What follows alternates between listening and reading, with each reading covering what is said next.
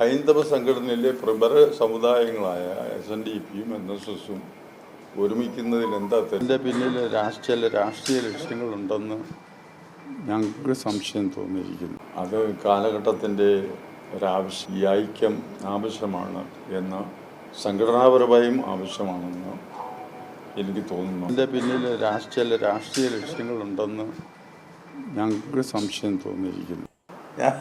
ഞാൻ അദ്ദേഹം വന്ന എൻ്റെ ഒരു മകനെ പോലെ അനിയനെ പോലെ സ്വീകരിക്കും. അതിന് മകനായാലും അങ്ങനെ വിടാൻ പാടില്ല. ഒരു സ്പാർക്ക് മതി. അറിയാം, 24 മണിക്കൂറിന് മുമ്പ് ഒരു സ്പാർക്ക് ഉണ്ടായാൽ മതി, ട്രെൻഡ് മാറും. വയറ് നിറച്ച് കിട്ടിയില്ല.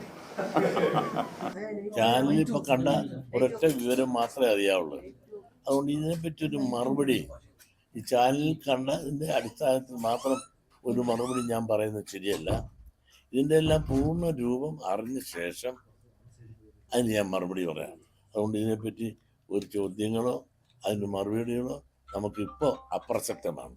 അതുകൊണ്ട് പ്ലീസ് ഈ ചർച്ച ഇപ്പോൾ നമുക്ക് വേണ്ട, കുറച്ച് കഴിയട്ടെ.